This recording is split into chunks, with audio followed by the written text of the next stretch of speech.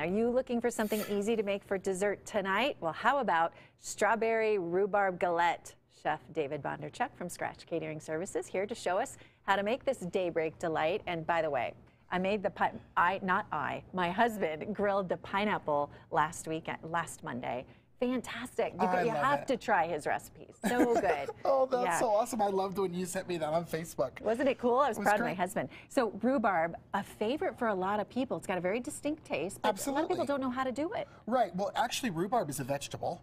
And did you know that there's nearly 30 varieties of rhubarb? Didn't know. So the different varieties are a little bit different. Some can stay green, almost like celery. Okay. And then some can get a real deep red. Look how pretty it is. So this is like a Victoria variety. I'm going to grow it this year. And this is the German wine. And this is actually what I grow in my garden. You said this is the only thing you like to grow. Yep, that is. Okay. My great-grandfather actually grew rhubarb. He was the lead pastry chef at the Brown Palace for 13 years, the 60s through early 70s. So when you're pulling rhubarb, you pull it up by the stalks. You never want to cut it. Okay. All right? All right. So let's show you how to make this. You can use the same filling if you'd like to make a pie as well. So it comes together very simple. Here we've got 1 pound of strawberries, and either I've halved them or quartered them, depending on their size. Okay. You want about a good 1-inch piece. Go ahead and just drop those in a bowl. And you just chop the rhubarb up? I do. So this is about a 1/2-inch dice on this, and that's all you want. Now, my grandmother, when she makes rhubarb crisp or pies, she will soak this in the sink. You want to clean it very well. Okay. And then she pulls the outside fibers off. But I kind of like the fibers, so I just leave it. And then we know the fiber's good for you, so go for it. So there's a 1/2 pound of rhubarb right in there, 1 tablespoon of cornstarch, 1 cup of sugar, and my secret ingredient, Natalie, is the zest of 1 orange. Oh, boy. So you just want to zest. This is microplaned, very sharp. You got to get a zester if you don't have one, everybody, because it's just adds that extra flavor. I say zest of 1 orange. Really what you're looking for here is about 1 tablespoon of fresh orange zest. And then once you've zested it, go ahead and squeeze 1/4 of the orange right in there. So you've got that orange, that rhubarb, and that strawberry. It just combines. So you want to go ahead and mix this all together. Okay. Now this recipe yields 2 galettes. Oh, I can smell that zest. So good, right? Good. So this will make 2 galettes, or it'll make 1 pie. What makes this a galette? Is that like a tort?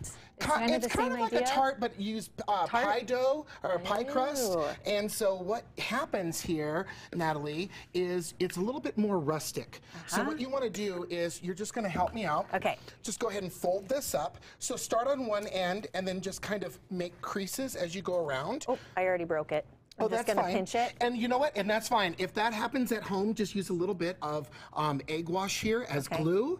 And then just kind of pinch it together. And is that just egg? This is just egg. Okay, and then pinch it. So you're going to go all the way around. You don't want it to be perfect, right? Correct. It's a galette. It's okay that I did that. Exactly. It's actually perfect, because that's what's going to happen at home. And they're going to be like, oh, it's not perfect like Chef Dave. Well, guess what? It can be. So now with the egg wash, you just want to put it all the way around, just like this. And you're going to bake this for 1 hour at 350 degrees. And right before you put it in the oven, this is sanding sugar. Yours is much prettier than mine, but that's okay. It's rustic. And just go ahead and sprinkle this. What'd you call that? This is sanding sugar. See how it's a little like thicker grained and granulated? Do you just buy it at the regular store? You can. It's on the baking aisle. Usually they use the clear for cookies. Go ahead and just put that on. Again, 350 degrees for 1 hour, and this is how it comes out. Oh boy. Rhubarb was originally cultivated as early back as 2700 BC in China, and it was actually used for medicinal purposes. Really? So when we eat it, we can feel like we're doing good for ourselves. Absolutely. I hope people love this. It's so good. I have memories as a child pulling rhubarb and dipping it in sugar. Like, okay. I know. I love it. All right. Can't wait to try it. And by the way, you can find this recipe on our website, kwgn.com. Looking forward to this one. Ernie? Thank you. Sam, do we have napkins? We're salivating. Yeah, well, it looks delicious, but I was just joking with you. It looks like a little UFO, like a little rhubarb UFO. Well, we're going to eat those UFOs.